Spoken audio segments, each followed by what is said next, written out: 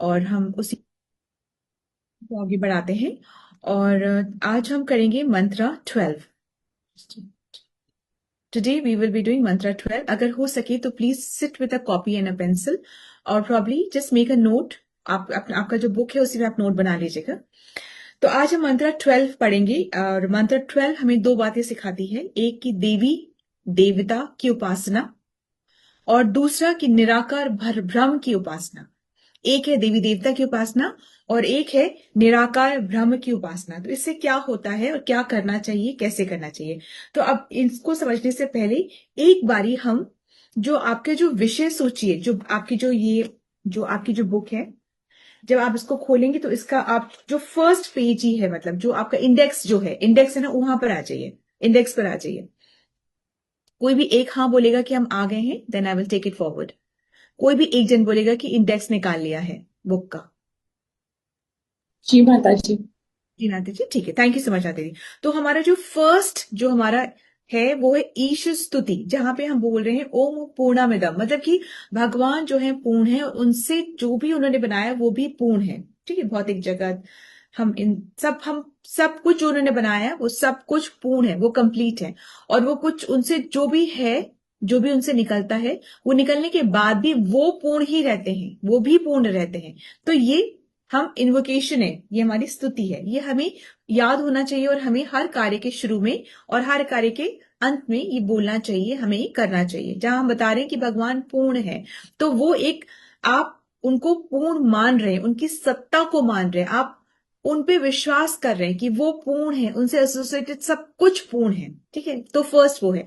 अब इसके लिए हम मंत्र, जो हमारा श्रुत है 1, 2 और 3, मंत्र 1, 2 एंड 3, इसमें क्या बता रहे हैं, इसे बता रहे हैं कि ना, एक सिद्धांत के बारे में बता रहे हैं कि ईशावास्य सिद्धांत, कि भगवान को अपनी सेंटर ऑफ लाइफ, अपने जीवन का सेंटर बना करके हमें जीवन जीना चाहिए, कि भगवान के आदेशानुसार, इंस्ट्रक्शंस के अनुसार ही हमें जीवन जीना चाहिए।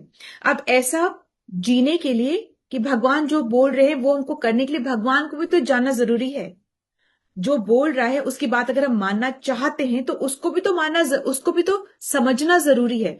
उसको समझने के लिए हमें भौतिक नेत्र नहीं, हमें स्पिरिचुअल आइज चाहिए। हमें अपनी आंखों को, अपनी दृष्टि को, अपने पर्सपेक्टिव को बदलना होगा। ठीक है, तो 4, 5 और 6, 7, 8, मतलब कि 4 से लेकर 8 तक हमें बताया जा रहा है कि हमें स्पिरिचुअल आइज चाहिए भगवान को देखने के लिए, आध्यात्मिक दृष्टिकोण चाहिए भगवान को देखने के लिए। ये बताया गया हमारे 4 से लेकर के 8 तक के जो हमारे श्लोक है। आप ऐसे कैप कर सकते हैं कि 4 से 8 में आध्यात्मिक दृष्टिकोण के बारे में बताया है। ठीक है, कि हर चीज को हम कैसे भगवान से कनेक्ट करके देख सकते हैं, डेली लाइफ में भी हम भगवान को कैसे उन पे मेडिटेट कर सकते हैं, कैसे हम समझ सकते हैं। यूं भगवान अचिंतनीय है, भगवान को समझना बहुत मुश्किल है। भगवान की लीला भगवान ही जानते हैं, हम नहीं समझ सकते। परंतु भगवान से हम कनेक्ट कैसे कर सकते हैं, ये भगवान ने फिर बताया था कि अर्चा विग्रह से करिए, आप मॉर्निंग साधना से करिए, इस तरीके से भगवत गीता, श्रीमद् भागवतम में मैं हूं, इनसे करिए। इस तरीके से भगवान ने बहुत सारी चीजें बताई थी। अब उसके बाद 9, 10 और 11 में कि हमें स्पिरिचुअल आइज हो गई। उसके बाद हमको राइट नॉलेज भी चाहिए, सही तरीके की बुद्धि भी चाहिए। बुद्धि होना काफी नहीं है, सही बुद्धि चाहिए भगवान को जानने के लिए, और ये हमें शास्त्रों से ही ये बुद्धि मिलती है। ठीक है, भगवान को जानने के तो पहला क्या है कि भगवान को केंद्र मान के जीवन को जीना है। उसके बाद भगवान को समझना जरूरी है। तो भगवान को समझने के लिए दूसरी बात क्या है, हमें स्पिरिचुअल नॉलेज, आध्यात्मिक दृष्टिकोण चाहिए। ठीक है, तीसरी बात क्या है कि हमें सही नॉलेज चाहिए, हमें सही विद्या चाहिए। ठीक है, चौथी बात क्या आ रही, 12, 13 और 14, 12 आज से शुरू करेंगे, तो 12, 13 और 14 इसमें क्या आ रहा है कि सही उपासना क्या है, हमारा क्या राइट व्यवहार होना चाहिए, ये भी हमें पता होना चाहिए कि सही उपासना क्या है। तो पहली बात तो भगवान को केंद्र मानना है। दूसरी बात हमको स्पिरिचुअल आइज चाहिए। तीसरी बात हमको सही विद्या चाहिए, राइट नॉलेज चाहिए। चौथी बात हमको राइट तरीका भी चाहिए। उपासना भी हमको राइट आना चाहिए कि कौन सी उपासना। तो क्या ये सब हम कर लेंगे तो भगवान हमें मिल जाएंगे? नहीं, उसके बाद भी ये मत सोचिए कि हमने ये सब कर लिया, आप तो सामने खड़े होने चाहिए हमारे, हम बोले तो हमारे इशारों में आने चाहिए। हमने भाई इस राइट, हमने हमने भगवान का राइट दृष्टिकोण से समझ लिया है, राइट हमने विद्या से समझ लिया है, हमने राइट तरीके की उपासना कर ली है, प्रोसेस भी हमने राइट करा है, अब तो सामने सामने आना। ऐसा नहीं होता। उसके बाद भी हमें बहुत ही विनम्रता के साथ में प्रार्थना करनी है। फिर फोर्थ एलिमेंट क्या आता है? हमको प्रे करना है। ये 15, 16, 17 और 18 में ये कैसे प्रार्थना करनी है उसके बारे में हम चर्चा करेंगे, ठीक है। तो अभी हमारे क्या एलिमेंट्स हो गए? फर्स्ट एलिमेंट क्या, भगवान पूर्ण है। उसके बाद जो हमारे श्लोका शुरू है उसमें हमको पता चला कि एक सिद्धांत है ईशावास्य सिद्धांत, इससे हमें जीवन जीना है। मतलब ईश्वर, ये सब संपत्ति ईश्वर की है, ये मान करके हमें जीवन जीना है, और सब चीज ईश्वर के इंजॉयमेंट के लिए ही है, हमारे लिए नहीं है। ये मान करके जीवन जीना है। इसको मानने के लिए हमें स्पिरिचुअल आइज चाहिए, राइट नॉलेज चाहिए, राइट मेथड चाहिए, और फिर हमको प्रार्थना भी करनी है। ये चीजों से बनता है क्या? इन चीजों से हमारा बनती है ये ईशो उपनिषद, यही है इसके अंदर में। Is it clear? कोई चीज हमने नहीं समझी हो तो मैं वापस रिपीट कर सकती हूँ क्विकली। हमने सारे पॉइंट्स लिख लिए? जी माता। Yes, very very nice. अब तो आप लोग बहुत क्विक भी हो गए हैं, दैट इज वेरी नाइस। तो अब हम मंत्रा 12 में हम देखेंगे कि देवी देवताओं की उपासना करने से क्या होता है, नंबर 1, और नंबर 2 निराकार ब्रह्म की उपासना करने से क्या होता है। उपासना के बाद मेथड सीख रहे हैं ना, मेथड। तो उपासना करने से क्या होता है। अब ये इतना बड़ा टॉपिक है कि हम इसको ब्रेक करके आधा आधा लेंगे। आज हम क्या लेंगे कि देवी देवताओं की उपासना करने से क्या होता है, परंतु मंत्रा 12 में जाने से पहले हम मंत्रा 11 का एक बार रिकैप लेंगे, ठीक है, जैसे कि हम पहले की कक्षाओं में भी करते आ रहे हैं। रिकैप ऑफ 11 में बताया जा रहा है कि विद्या और अविद्या में बैलेंस करना, संतुलन करना बहुत जरूरी है। विद्या क्या है? वो आत्मा की पोषण के लिए है। विद्या जो है वो हमारी आत्मा की पोषण के लिए है, और अविद्या क्या है? वो भौतिक नॉलेज है, ये शरीर का पोषण, ये भौतिक नॉलेज, वो भी दोनों होना जरूरी है। तो हमको दोनों का साथ साथ में ज्ञान लेना है, तभी क्या होगा, परिणाम ये होगा कि हम इस जन्म और मृत्यु से छुटकारा पा सकते हैं। कब पा सकते हैं? जब हम अपनी आत्मा और इस भौतिक मतलब आध्यात्मिक नॉलेज, आध्यात्मिक नॉलेज क्या हुई? आध्यात्मिक, आत्मा की नॉलेज, ठीक है, वो अध्यात्म हो गया। आत्मा का अध्ययन, समझ रहे हैं आप? इसको तोड़ के देखिए, आत्मा का अध्ययन हो गया, आत्मा का अध्ययन, तो अध्यात्म, तो आध्यात्मिक नॉलेज, स्पिरिचुअल नॉलेज भी होना जरूरी है, तो ये भौतिक नॉलेज भी होना जरूरी है। इन दोनों को साथ साथ समझेंगे तभी हम उन्नति कर पाएंगे और जन्म मृत्यु के इस चक्कर से हम निकल जाएंगे।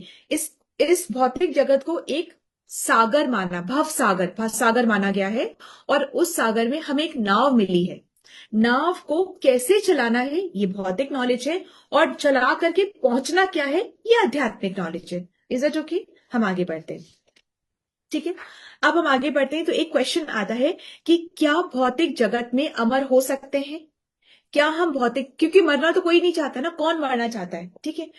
तो क्या हम भौतिक जगत में अमर हो सकते हैं? तो ये इससे एग्जाम्पल दिया गया है कि हिरण्यकशिपु जो कि इतना बलशाली था, जो कि अपनी भौं से ही वो टेम्परेचर कंट्रोल कर लेता था। सर्दी होनी चाहिए, गर्मी होनी चाहिए, बारिश होनी चाहिए, ऐसा तापमान होना चाहिए, इतना बल था उसके, इतनी शक्ति थी उसके पास में। और जब वो तप करता था तो तीनों लोग कांप जाते थे उसकी शक्ति से, बिल्कुल सब स्थिर हो जाता था, इतनी ज्यादा शक्ति थी। तो क्या वो अमर हो पाया? नहीं हो पाया। उसने बहुत तपस्या की अमर होने के लिए, पर जबकि उसने बहुत बुद्धि लग गई अपनी, ऐसे नहीं मरूं, वैसे नहीं मरूं, ये नहीं हुआ वो, पर सबसे श्रेष्ठ बुद्धिमान कौन है? कृष्ण। उनको उसका भी तोड़ पता था, ठीक है। और ये भगवान की लीला है, ये सब भगवान लीला ही कर रहे हैं। अब ब्रह्मा जी भी क्या अमर हो गए? ब्रह्मा जी का माना कि ब्रह्मा जी का एक दिन ही इतना लंबा है, भगवान जी का ब्रह्मा जी का जीवन इतना लंबा है, पर भगवान जी भी एंड, जब टोटल प्रलय होती है, कंप्लीट एनिलेशन होता है, तब ब्रह्मा जी भी अपना फिजिकल बॉडी छोड़ देते हैं, ठीक है। तो अब ये क्यों ऐसा होता है? क्योंकि प्रकृति का यही नियम है, और प्रकृति का नियम को कोई भी लांघ नहीं सकता, चाहे वो हिरण्यकशिपु क्यों ना हो और चाहे वो ब्रह्मा क्यों ना हो। तो हम तो क्या ही हैं, क्या है, साइंस और रिसर्च जो है थोड़ा सा पुश कर सकती है कि ठीक है और थोड़ा जी लो, परंतु कंप्लीटली हमें अमृतत्व नहीं दे सकती है। परंतु भगवान बता रहे हैं कि उदास ना हो, तुम उदास ना हो। एक गुड न्यूज भी है। वो गुड न्यूज क्या है कि भगवान ने तरीके बताए हैं। ये 4 तरीके हैं। पहले तरीका क्या है, भगवान ने शास्त्र दिए हैं कि तुम इसे पढ़ो और तुम अमृत का तरीका ढूंढो। सेकंड क्या बताया है, पढ़ने से तुम्हें नहीं समझ में आएगा, मैं जानता हूं, इसलिए गुरुजन है, उनके माध्यम से तुम इस शिक्षा को समझो और अमृत को प्राप्त करो। फिर भगवान बता रहे कि मैं आता हूं, किस लिए आता हूं, जिसे तुम, मैं लीला करता हूं जिसे तुम मुझसे अट्रैक्ट हो सको और चीजों को समझ सको और अमृत को प्राप्त कर सको। मेरे पास तुम आ जाओ, अमृत को प्राप्त कर दो। फिर अगर तुम इन किसी भी चीजों से नहीं मान पाते हो तो फिर मैंने कष्ट भी बनाए हैं, और कष्ट को ये जेलर जो है ना वो देखती है, जो बहिरंगा शक्ति है, जो माया देवी वो है, वो कष्ट देती है। वो she is in charge of punishing us. वो कष्ट देंगी, 3 कष्ट देंगी वो हमें, जिससे कि हम बिल्कुल हताश हो जाए, सोचे कि क्या करूं मैं क्या करूं। तो कृष्ण बोलेंगे मैं हूं ना। ऐसे ही करके भगवान तरीके करते, एफर्ट्स करते कि तुम चले गए हो तो पर तुम मेरे पास भी आ जाओ। ये एफर्ट्स करे भगवान, ठीक है। अब है ना, हमें ये समझना है कि एक्चुअली आत्मा जो है ना वो ही हम है, और आत्मा इस भौतिक जगत की है ही नहीं। वो कहाँ की है, वो आध्यात्मिक जगत की है। तो हम जहां यहाँ के है ही नहीं, तो हम यहाँ कैसे खुश हो सकते हैं, कैसे खुश रह सकते हैं, जबकि हम खुश होना चाहते हैं, क्योंकि हमने खुशी देखी है। हमने अपने पिता के घर में खुशी देखी है, परम पिता भगवान कृष्ण के घर में हमने देखी है। तो अभी भी हमें मन होता है कि हम खुश हो, हम सुखी रहें। अभी भी हमारा मन करता है कि हम अच्छा सुखी हो, हम नाचे गाएं खाए पिए हम करें, क्योंकि हमने वही देखा है अपने पिताजी के घर में।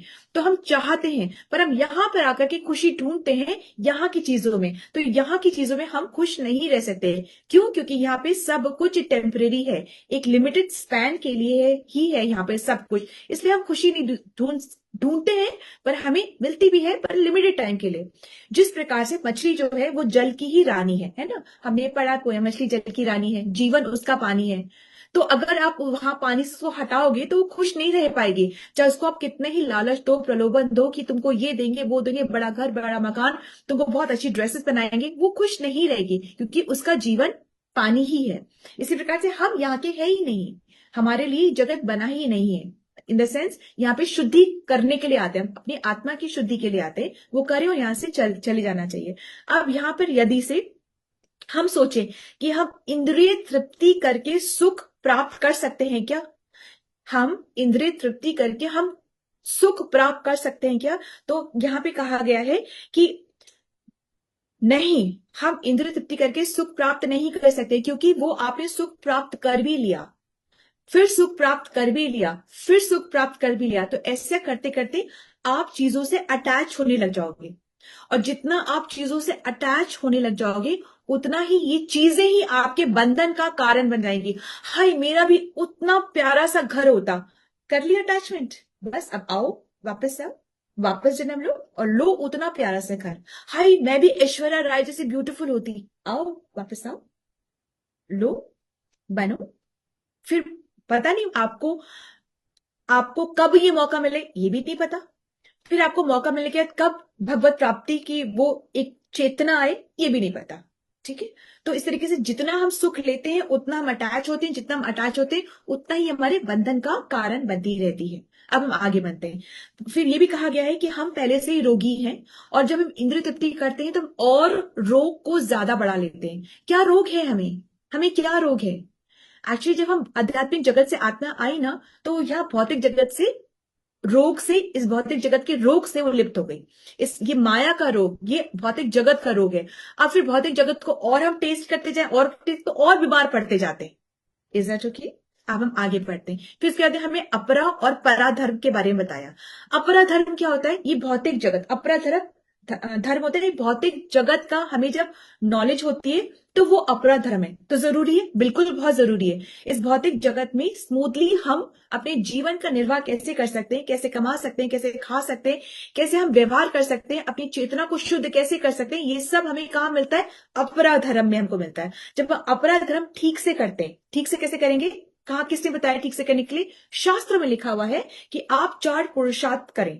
कौन से 4 पुरुषार्थ करें? धर्म से आप अर्थ मतलब पैसा कमाएं। जब आपके पास पैसा आ गया तो फिर आप अपनी कामनाओं को पूरा करें। कामना मतलब जो आपकी शादी करें तो आपकी एक कामना पूरी होगी, फिर उसके बाद में गृहस्थ जीवन जिए, आप संतान करें, करें, प्यार बांटे, ये सब करें। आप अपनी कामनाओं की इच्छा पूर्ति करें। पर कब? जब आपने धर्म से पैसा कमाया तो आप कामना की पूर्ति करें और फिर मोक्ष की तरफ आप अग्रसर हों। ये 4 पुरुषार्थ हैं। ठीक है, अब ये 4 पुरुषार्थ हैं, ये शास्त्र में बताए जाते हैं। ठीक है, अब ये क्या है? अपराधर्म है। अब पराधर्म क्या है? ये आध्यात्मिक ज्ञान है, जो हमें मुक्ति दिलाती है, जो हमें सही मायने में मुक्ति दिलाती है। ये अमृत की प्राप्ति कराती है, मुक्ति दिलाती है, अमृत की प्राप्ति कराती है। तो जो एक्चुअली अपराधर्म है वो आपको पुश करती है पराधर्म करने के लिए, और पराधर्म जो है वो आपको बताती है कि श्रेष्ठ धर्म क्या है। तो श्रेष्ठ धर्म क्या है? भगवान के श्री कृष्ण के चरणों में प्रेम की प्राप्ति। ठीक है, तो प्रेम में भक्ति ही हमारा परम धर्म है। Is that okay? तो ये बताया गया है, और ये जो प्रेम की प्राप्ति है ये क्या है? पंचम पुरुषार्थ है। तो जो भी कार्य हम करते हैं यदि वो हमें पंचम पुरुषार्थ की तरफ पुश नहीं कर रहा है तो वो क्या है? अज्ञानता है। हमें लग सकता है कि हम बहुत कुछ कर रहे हैं पर एक्चुअली वो 0 है। Is that okay? तो ये हमारा पिछला वाला श्लोक है। अब हम मंत्र 12 पे आते हैं। So Lata Mata ji, please be here ready. Krishna Mata ji. अंधम तम प्रविशन्ति ये अन- संभूत। हाँ माता जी प्लीज बोले। अंधम तम प्रविशन्ति अंधम तमः प्रविशन्ति ये सम्भूतिम् उपासते ये संभूतिम उपासते ततो भूय इव ते तमो। ततो भयो ततो ये ततो भूयो ततो भूय इव ते तमो ततभ्यो इप्ते तमो य उ सम्भूतयामृता। येउ संभूतमृता। ठीक है माता जी, एक बार पूरा बोलते। अंध तमः प्रविशन्ति ये सम्भूतिम् उपासते ततो भूय इव ते तमो य उ सम्भूतयामृता। अंधम तमे प्रविशन्ति ये असंभूते उपासते ततो भयो इप्ते तमो येउ संभूतमृता। हाँ, हरे यहाँ कृष्ण माता जी, दंडवत प्रणाम। Very very nice, thank you माता जी। यहाँ पे संभूतिम, संभूतिम एक शब्द है जो कि बहुत इंपॉर्टेंट है, और इस शब्द के को हम समझेंगे। संभूतिम मतलब देवी देवताओं की पूजा, और नीचे जो यह उ संभूतिया मतलब इसका मतलब है कि निराकार ब्रह्म की पूजा। ठीक है, तो अज्ञान के अंधकार में प्रवेश करते हैं। कौन लोग प्रवेश करते हैं? जो प्लीज ये वाला जो श्लोक है थोड़ा सेंसिटिव हो सकता है, पर प्लीज इसको समझने की कोशिश करिए। और अब हम जब इतना भगवत गीता पढ़ चुके हैं तो इसको समझने में बहुत ज्यादा हमें अंदर दुख नहीं लगना चाहिए, या अपसेटिंग नहीं फील होना चाहिए, या सेंसिटिव नहीं फील होना चाहिए, क्योंकि हमें अभी हम समझ चुके इन बातों को। ठीक है, तो अब इसको, एंड प्लीज अगर सेंसिटिव फील होता है so please forgive me, because ये मैं अपने मन से हम कुछ भी नहीं बोल रहे हैं, ये जो लिखा है उसको यथा कथित हम कह रहे हैं बस। ठीक है, इसको आप पढ़िएगा भी तो भी आपको समझ आएगा कि वही कहा जा रहा है जो कि लिखा गया है, और ये शास्त्र प्रमाण है। कोई भी अपने मन से कोई भी ओपिनियन किसी का लिखा हुआ नहीं है। आगे बढ़ते हैं। तो अज्ञान के अंधकार में प्रवेश करते हैं। कौन लोग प्रवेश करते हैं?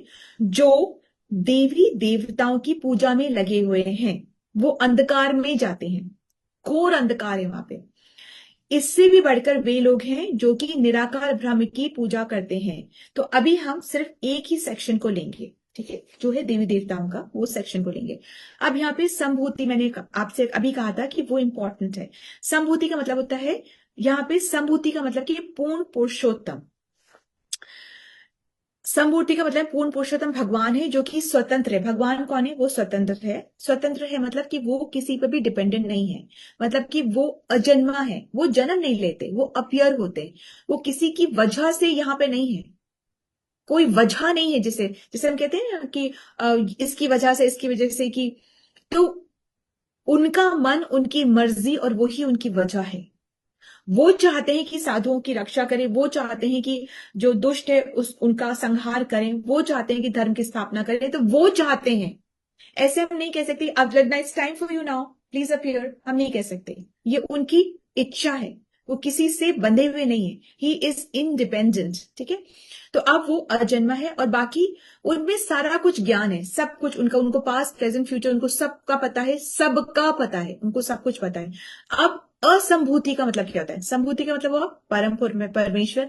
अब असंभूति का मतलब क्या होता है? असंभूति का मतलब होता है कि जो डिपेंडेंट है, जो अपनी आइडेंटिटी के लिए दूसरों पर डिपेंडेंट है। जैसे कि मैं आत्मा, तो मैं जन्म कैसे हुआ, मेरा जन्म कैसे हुआ? क्योंकि मेरे पेरेंट्स से मेरा जन्म हुआ। तो मेरे पेरेंट्स का जन्म कैसे हुआ? वो उनके उनके पेरेंट्स से जन्म हुआ। तो उनके पेरेंट्स, ऐसे करते करते वो सब लोग, सारी जीवात्माएं डिपेंडेंट हैं किसी और पर।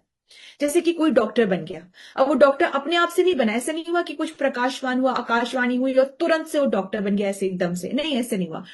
वो डिपेंडेंट था यूनिवर्सिटी पर, अपने टीचर्स पर, अपने मेंटर पर, है ना, इन चीजों पे डिपेंडेंट था। फिर उसको डिग्री मिली, उसने वर्क हार्ड करा, फिर वो बना। अरे भगवान का ऐसे कुछ नहीं कि वो पहले नहीं थे, फिर वो उन्होंने वर्क हार्ड करा, फिर वो बने, उनको डिग्री मिली, फिर वो बने, ऐसे नहीं, ऐसे कुछ भी नहीं था। वो थे, हमेशा से थे। ऐसे कुछ नहीं था कि प्रकाश थे फिर लाइट से वो भगवान बन गए, भगवान से फिर वापस वो लाइट बन जाएंगे, ये कुछ नहीं था। वो हमेशा से थे, हमेशा हैं और हमेशा रहेंगे।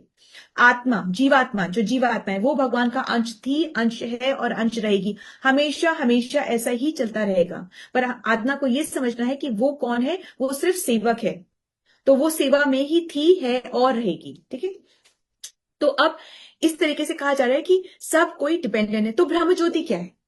ब्रह्म ज्योति क्या है? ब्रह्म ज्योति वो भी तो भगवान का ऑरा है, उनसे है ब्रह्म ज्योति।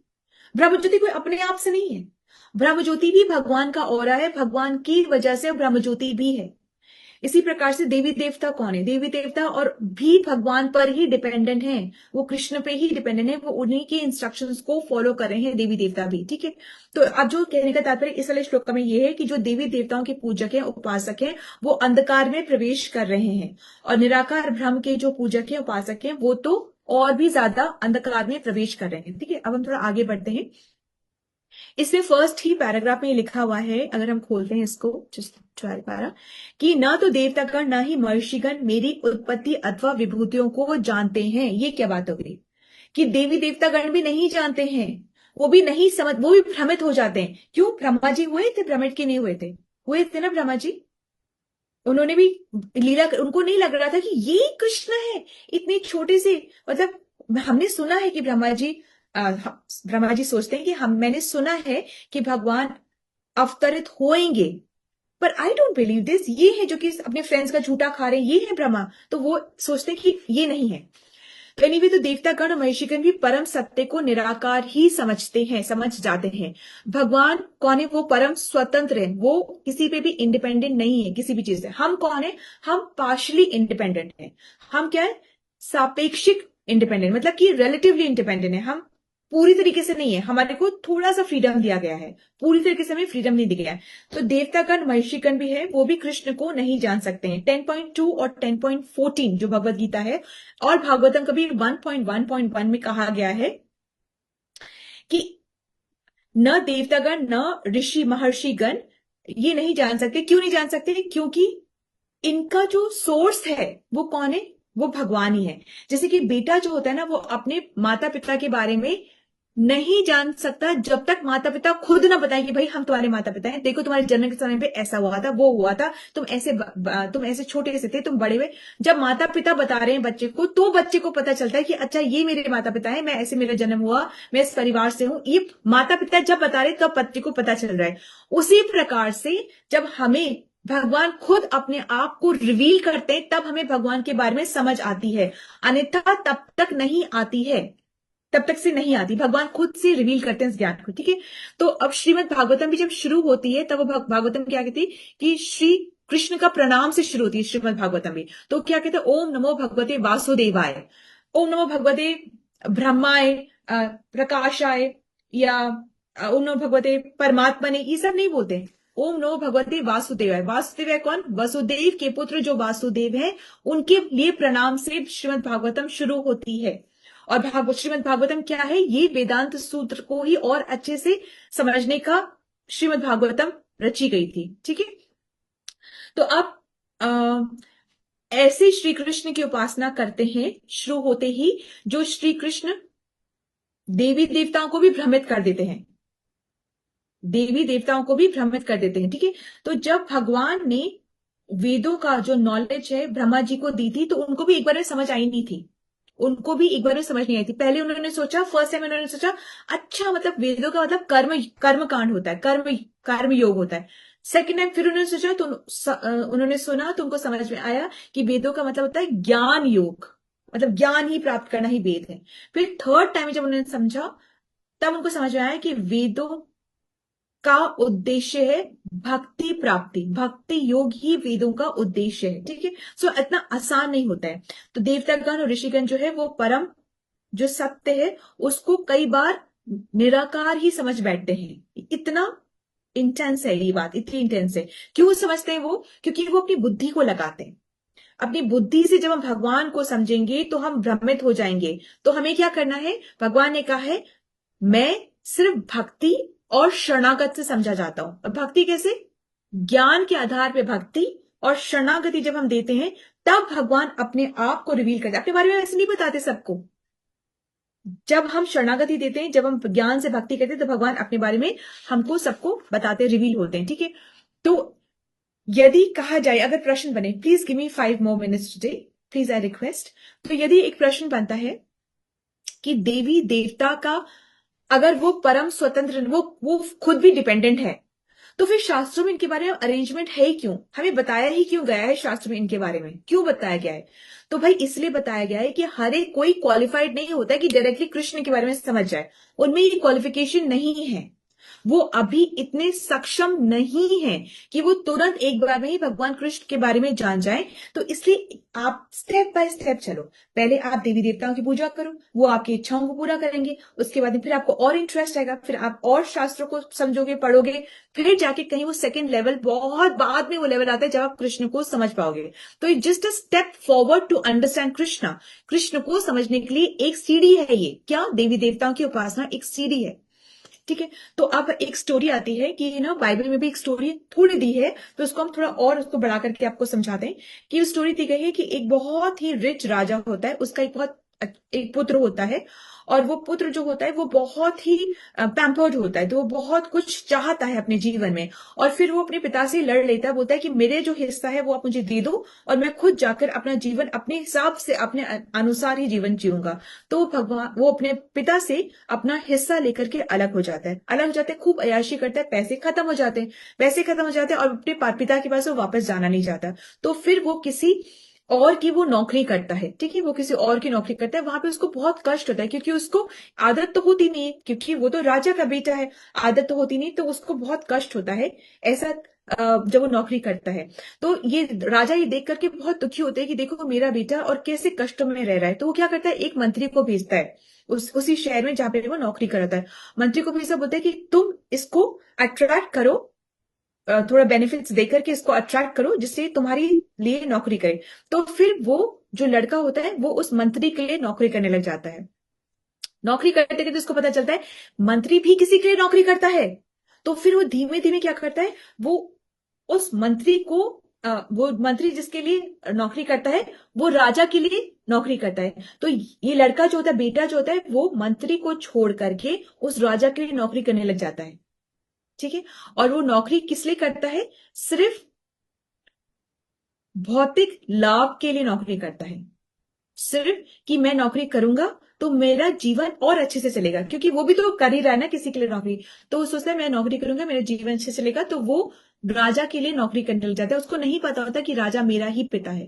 नौकरी करते करते एक दिन उसको रियलाइज होता है कि ओ ये तो मेरे ही पिता है। तो वो वापस बहुत प्रेम से उनके साथ आ जाता है और उनके साथ वो रहने लगता है, उनके साथ वो कार्य करने लगता है। इसको कहते हैं शुद्ध भक्ति। तो कहने का तात्पर्य है कि तो अगर हम इस स्टोरी से हम समझते हैं कि भगवान जो है हर वो एफर्ट करते हैं, हम तो रूठ के चले आए, अब भगवान हर वो एफर्ट करते हैं कि हम उस एफर्ट से अट्रैक्ट हो और भगवान के पास वापस जाए। जैसे कि ये जो बेटा है उसने जब किसी और मालिक की नौकरी करी तो वो क्या था, वो क्या था, वो अपनी अपनी इच्छाओं को पूरी, अपनी अय्याशी करके पैसे खत्म हो गए थे ना, तो अभी वो अपनी इच्छाओं को पूरी करना चाह रहा था। तो अभी उसकी मेंटालिटी वो मटेरियल ही थी, वो अपनी इच्छाओं को पूरी करना चाहता था, इसलिए वो नौकरी कर रहा था। तो पहला स्टेप क्या होता है हमारे जीवन में, अपनी इच्छाओं को पूरी करना चाहते हैं हम, वो होता है भौतिकवादी दृष्टिकोण, मटेरियल माइंडसेट। उसके बाद में क्या हुआ, भगवान ने एक अपना, मतलब जैसे राजा ने मंत्री भेजा, भगवान ये देवी देवताओं को फिर इंस्टॉल करते हैं, देवी देवताओं को पूछते हैं, भेजते हैं। तो जैसे उस बेटे ने फिर उस मंत्री की यहाँ नौकरी करी, तो ये क्या बात हो गई, ये हो गया कर्म कांड। कर्म कांड मतलब कि वो अपने जीवन को जीने के लिए, अभी अयाशी नहीं, जीवन जीवन जी सकूं इसलिए वो नौकरी कर रहा था, तो ये हो गया कर्म कांड। उसके बाद क्या आता है, फिर वो मंत्री जिसके लिए नौकरी कर रहा है, तो ये भी लड़का भी उसके लिए नौकरी करने लग जाता है। तो ये बात क्या हो गई, ये हो गई सकाम भक्ति, कि मैं भगवान की उपासना कर रहा हूं, एवज में मुझे ये चाहिए, भगवान के लिए सेवा कर रहा हूं, एवज में मुझे ये चाहिए। उसके बाद क्या आता है कि वो स्वयं बच्चा जैसे अपने राजा से अट्रैक्ट हो जाता है, हम भी भगवान से अट्रैक्ट हो जाते हैं, इसको कहते हैं शुद्ध भक्ति। तो कहने का तात्पर्य है कि हमारे जब मानसिकता मटेरियल थी पहले, फिर हमने क्या करा, कर्म कांड करा, ठीक है, फिर हमने क्या किया, सकाम भक्ति करी, फिर क्या हुआ, शुद्ध भक्ति आई। तो शुद्ध भक्ति में पहुंचने में वक्त लगता है, स्टेप बाय स्टेप लगते हैं, तो भगवान ही ये स्टेप्स भेजते हैं, भगवान ही ये अरेंजमेंट कर, जैसे राजा मंत्री को भेज रहा है, वैसे ही भगवान ही इन देवी देवताओं को सबको भेजते हैं, और जैसे कि अरेंजमेंट करते हैं कि आप इनकेस इनसे अट्रैक्ट हो जाते, मुझसे नहीं हो रहे कोई बात नहीं, तुम इससे अट्रैक्ट हो जाओ, और फिर धीमे धीमे तुम मेरे पास ही आओगे। तो ये भगवान के ही एक्चुअली में अरेंजमेंट्स होते हैं, और ये सिर्फ हमारे सनातन धर्म में है। अगर आप छोटे छोटे और रिलीजन्स को देखेंगे ना, जैसे इस्लाम है, क्रिश्चियनिटी है, तो उसमें क्या एक ही को ही उपासना बताया गया है, उसमें ये प्रावधान नहीं है, ये अरेंजमेंट नहीं है, ये नहीं है, ये सिर्फ हमारे, हम जो एक्चुअली सनातन धर्म जो है ना, उसमें अगर आप छोटे छोटे देखोगे ना, तो उसके अंदर में ये नहीं, उसमें एक ही है। हमारे यहाँ वैसे बोल रहे हैं, जो सनातन धर्म है उसमें ऐसा बोला जा रहा है कि आप ये नहीं तो चलो यहां तक पहुंचो, यहां से फिर आप वहां पहुंच जाओगे, ये स्टेप, ये फ्लेक्सिबिलिटी सिर्फ यहां पे दी गई है, ठीक है। और ये नहीं है कि हम देवी देवताओं का अगर करें तो भगवान जेलस हो जाएंगे, भगवान पनिशमेंट करेंगे, नहीं, भगवान बोले कि इट्स वेरी गुड, तुम इसके सारे तो मेरे पास ही आ जाओगे, एटलीस्ट करो तो सही, तुम कुछ तो करो, ठीक है। अब हम आगे बढ़ते हैं। देवी देवताओं की उपासना अच्छी बात है या बुरी बात है, ये अगर क्वेश्चन बनता है, तो डिपेंड करता है आपकी प्रोग्रेस पे। यदि से तो आप नास्तिक हैं और आप मटेरियल माइंडसेट है आपका, आप मटेरियल माइंडसेट मतलब कि आपको सिर्फ एंजॉय करना है, इंद्र तृप्ति करनी है, शराब भी पीना है, दारू भी पीना है, आपको बहुत पार्टी भी करनी है, मजे भी करनी है, खूब कमाना है, मेरे साथ जनरेशन मेरा बैठ के खाना खाना है, ये सब करना है आपको, तो आपका मटेरियल माइंडसेट है और आप नास्तिक हो, तो फिर आपके लिए फिर बेटर है कि आप यही कर लो, क्या कर लो, देवी देवता की उपासना करो। परंतु यदि आप सिंसियर हैं, यदि आप सीरियस हैं, यदि आप गंभीर हैं, और यदि आप स्पिरिचुअल जर्नी में बहुत ज्यादा सीरियस है, तो फिर आप यहाँ पे देवी देवताओं की पूजा में न स्टक हो जाए, यहाँ पे नहीं स्टक हो, ठीक है। जैसे कि एग्जाम्पल होता है कि अगर कोई स्टूडेंट है, वो 40% ला रहा है और वो 60% ले आया, तो माता पिता कहेंगे भाई very good very good very nice. अब वहां पे दूसरा बच्चा है, वो 80% ला रहा है और वो 60% लाता है, तो माता पिता क्या बोले कि क्या हो गया भैया, क्या बात हो गई, कहाँ गलती हो गई, तुमने कैसे पेपर दिया इस बारी। परसेंट उसके भी 60 आ रहे हैं, तो कोई उसको बहुत शाबाशी दे रहा है, इसके 60% आ रहा है, तो सब लोग क्या बोल रहे हैं कि तुमने क्या बदमाशी करी, कैसे हुआ तुम्हारे, कैसे तुम्हारे परसेंट 60 ही हैं, एक को शाबाशी और एक को पूछा जा रहा है कि क्या बात है। तो डिपेंड करता है आप किस प्रोग्रेस पर हो। नास्तिक को तो करो देवी देवता की पूजा, बहुत अच्छी बात है, यहां से तुम वहीं पहुंचोगे, और अगर तुम गंभीर हो, तुम सिंसियर हो, तो यहां मत अटको, यहां से आगे बढ़ो, यहां अटक मत जाओ। ये जीवन पता नहीं कब, कल ही खत्म हो जाए, अभी खत्म हो जाए, या 10 साल 15 साल 20 साल, अटको मत, आगे बढ़ो, समझो बात को और आगे बढ़ो। ये गलत नहीं है पर आगे बढ़ो यहां से, ठीक है। तो ये है, अब इसको हम एक दो एग्जाम्पल से समझते हैं। फर्स्ट एग्जाम्पल है वल्लभाचार्य का। वल्लभाचार्य विष्णु और शिव दोनों की भक्ति करते थे, दोनों की पूजा करते थे। तो जब उन्होंने शिव से मांगा कि मुझे कुछ ऐसा दो कि आपको बहुत, जैसे बोलते हैं आपको जो पसंद है आप बता दीजिए, आप कर दीजिए, तो इसने वल्लभाचार्य जी ने कहा कि शिव को कि आपको जो पसंद है मुझे आप वो दीजिए। तो शिव जी ने क्या दिया उनको, श्री कृष्ण का विग्रह दिया, श्री कृष्ण का विग्रह दिया पूजा करने के लिए वल्लभाचार्य जी, ठीक है। तो कहने का तात्पर्य है कि वो भी यही देते हैं। आगे बढ़ेंगे केशव कश्मीरी से। केशव कश्मीरी कौन है? ये चैतन्य चरितमृत की कथा आती है। केशव कश्मीरी देवी सरस्वती के महान उपासक, और उनमें डिबेटिंग की कैपेसिटी बहुत ज्यादा अच्छी थी, वो बहुत अच्छा डिबेट करते थे। तो सरस्वती देवी ने उनको ये आशीर्वाद दे दिया था कि तुम किसी से भी डिबेट करो, तुम ही हमेशा जीतोगे। इस आशीर्वाद की वजह से वो लोगों से बहुत डिबेट किया करते थे और हमेशा सबसे सर्टिफिकेट लिया करते थे। एक पुलंदा बन गया था उनके पास सर्टिफिकेट का कि देखो मैंने इस से भी डिबेट में मैं जीत गया हूं, और उनका सर्टिफिकेट बन गया। अब वो मायापुर जाते हैं, निमाई पंडित से, छोटे से होते हैं निमाई पंडित, उनसे वो डिबेट करते हैं और उस डिबेट में वो हार जाते हैं। अब वो जब बहुत दुखी होते हैं, बोलते हैं कि आपने तो कहा था सरस्वती देवी कि मैं कभी नहीं हारूंगा, तो मैं कैसे हारा? तो सरस्वती जी क्या बोलती हैं कि तुम जिससे हारे हो वो इस जगत के है ही नहीं, वो तो मेरे स्वामी के भी स्वामी है। तो सरस्वती जी के स्वामी कौन हो गए? ब्रह्मा जी। ब्रह्मा जी के भी वो स्वामी है, ठीक है। आगे हम जाते हैं चंडीदास की स्टोरी पे। चंडीदास की स्टोरी, चंडीदास जो है वो देवी के महान उपासक और बहुत रिच। उनके घर के आगे गार्डन में बहुत सुंदर सुंदर फूल उगते थे। उनका जो भाई पास में रहता था वो बड़ा गरीब था। जो भाई था वो विष्णु का उपासक था। एक दिन भाई ने कहा कि भाई तुम्हारे यहाँ पे बहुत अच्छे फूल है, मुझे दे दो, मैं विष्णु की उपासना करूंगा। तो भाई चंडीदास बोलते हैं नहीं, ये देवी की उपासना के लिए मैं उन्हीं को चढ़ाऊंगा।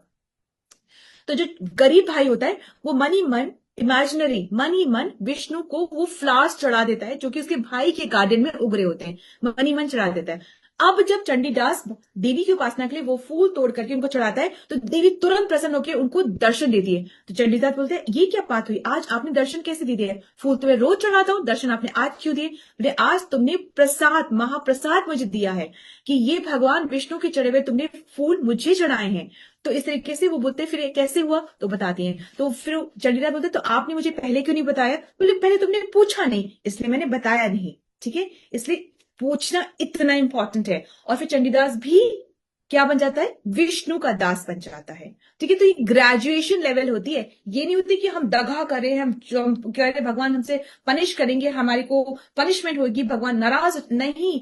ये क्या होता है? ग्रेजुएशन होता है। वही अटकने की बात नहीं होती है। माता पिता भी बच्ची को अपनी बेटी को पढ़ाते हैं, लिखाते हैं, खिलाते हैं, पिलाते हैं, सारे संस्कार देते हैं, और फिर क्या होता है? क्या बच्ची वही पकड़ के बैठ जाए माता पिता को? नहीं, वो ग्रेजुएट करती है, शादी का संस्कार होता है, वो अगले फैमिली में जाती है। ऐसा नहीं कि वो वहां भूल गई है, रिस्पेक्ट पूरा होता है, पर जीती वो संस्कार के साथ में अगली फैमिली में है, ठीक है। रिस्पेक्ट पूरा होता है पर जीती वो वहां के लिए है। कहा जाता है यदि पति और फिर इधर की फैमिली में चूज करना पड़े तो लड़की को क्या करना होता है? पति को ही चूज करना होता है, ठीक है। आगे बढ़ते हैं। सो अब हम देखते हैं कि देवी देवता की उपासना कंप्लीट नहीं है। वो भी बता रहे हैं कि कंप्लीट क्या है, वो खुद बताते हैं कि कंप्लीट क्या है। अब भगवद गीता 7.20 में लिखा हुआ है, जिनकी बुद्धि भौतिक इच्छाओं द्वारा मारी गई है, बहुत मटीरियल, जिनको कि बहुत भोगलास करना है, बहुत कुछ करना है, बहुत कुछ करना है, उनकी भौतिक इच्छाएं बहुत ज्यादा है, तो वे देवी देवताओं की शरण में जाते हैं और अपने अपने स्वभाव, हर एक कोई एक ही के शरण में जाता है जिसकी जैसी बुद्धि होती है। कोई कब्रिस्तान में पूजा करता है, तो कोई ब्लैक मैजिक करता है, तो कोई भैरव की पूजा, तो कोई काली की पूजा, तो कोई सरस्वती की, अपने अपने संस्कार के अकॉर्डिंग पूजा करते हैं। तो कहा क्या गया है? वे अपने अपने स्वभाव के अनुसार पूजा विशेष विधि के अनुसार करते हैं और इसका पालन करते हैं, ठीक है। 7.21 में दिया गया है, मैं, भगवान कहते हैं, मैं प्रत्येक जीव के हृदय में परमात्मा के रूप में बैठा हूं। जैसे ही कोई किसी देवी देवता की पूजा करने की इच्छा करता है, मैं उसकी श्रद्धा, उसका फेथ स्थिर कर देता हूं, जिससे वे उसी विशेष देवता की भक्ति कर सके, ठीक है। यहां पे भगवान बहुत मर्सीफुल है। भगवान कह रहे तुमको मेरे से प्यार नहीं हो रहा ना, कोई बात नहीं, तुम इससे प्यार कर लो, ये इससे प्यार करके तुम फिर मेरे पास आ जाओगे, मैं इंतजार करूंगा। इतने करुणामय है भगवान, ठीक है। भगवान ये अरेंजमेंट करते हैं। 7.22 में लिखा है, ऐसी श्रद्धा से संवित वह देवता विशेष की पूजा करने का यत्न करता है और अपनी इच्छा की पूर्ति करता है। मतलब हम देवी देवता की पूजा करते हैं और अपनी इच्छाओं की पूर्ति करते हैं उनकी पूजा करके, किंतु वास्तविकता, मतलब एक्चुअल बात क्या है? तो यह है कि सारे लाभ केवल मेरे द्वारा प्रदत्त है, मतलब अवेलेबल है। मतलब देवी देवता दे रहे हैं पर उनको कौन दे रहा है? मैं कौन? कृष्ण बोल रहे हैं, मैं उनको दे रहा हूं, ठीक है। 7.23 में कहा गया है अल्प बुद्धि वाले, जो मूर्ख होते हैं, जो अल्प बुद्धि वाले व्यक्ति देवताओं की पूजा करते हैं और उन्हें प्राप्त होने वाले फल सीमित तथा क्षणिक होते हैं। भाई जो देवी देवता जो फल तुमको दे रहे हैं वो लिमिटेड ही है, वो टेम्परेरी है और एक लिमिटेड टाइम के लिए है। क्यों? जब वो खुद ही परमानेंट नहीं है तो उनसे दी हुई सारी चीजें भी तो टेम्परेरी हैं। भाई ना वो खुद परमानेंट है, ना वो जो आश्रय दे रहे हैं वो परमानेंट है। Is that okay? तो ये फल क्षणिक है। देवताओं की पूजा करने वाले देवलोक को जाते हैं। जो सूर्य के करेगा सूर्य को जाएगा, सूर्य लोक जाएगा। जो चंद्रमा की पूजा करेगा चंद्रलोक में जाएगा। जो देवी की उपासना करेगा वो देवी लोक में जाएगा। इस तरीके से देवताओं की पूजा करने देवलोक को जाते। किंतु मेरे भक्त अनंत मेरे परम धाम को प्राप्त होते हैं। ऑप्शन है, मेरे पास आने का ऑप्शन है, बट आगे तो बढ़ो, समझो तो सही, ठीक है। तो प्रभुपाद जी कहते हैं, यहाँ पे प्रभुपाद जी कह रहे देवी देवता की उपासना करने वाले अंधकार में ही क्यों रहते हैं। ये बता रहे देवी देवता की उपासना करके हम उनके ग्रह तक तो पहुंच सक जाते हैं। जैसे हम ब्रह्मा की उपासना करेंगे, ब्रह्मलोक तक जाएंगे, सूर्य लोक तक जाएंगे, चंद्रलोक तक जाएंगे। परंतु ये सारा का सारा इधर ही है, ये उधर नहीं है, ये सब इधर ही है, भौतिक जगत में है। ब्रह्मा जी क्या सोच रहे हो, कहां पर है? इधर ही भौतिक मटेरियल जगत में ही है, सब कोई यहीं पर ही है। तुम यहीं पर रहोगे, फिर आप जन्म और मृत्यु के साइकिल में पढ़ते रहोगे, ठीक है। वहां पर भी स्वर्ग लोक में भी जन्म मृत्यु है, जरा व्याधि नहीं है, बस जन्म मृत्यु है। ब्रह्मा जी को भी अपना शरीर त्यागना पड़ता है, इंद्र को भी त्यागना पड़ता है, अपनी पोजीशन, अपना शरीर, सब कुछ खत्म हो जाता है। ये सब कुछ यहीं पर ही है। तो इसलिए भगवान अरेंजमेंट बता रहे हैं। आज हम यहीं पर स्टॉप करेंगे, कल हम दूसरा वाला पहलू इसका देखेंगे कि ब्रह्म की जो उपासना करते हैं ब्रह्म ज्योति की, फिर उनका क्या होता है, ठीक है। हरे कृष्णा, धन्यवाद। Thank you so much for being so patient. माता जी एक बार एक लाइन में प्लीज इसका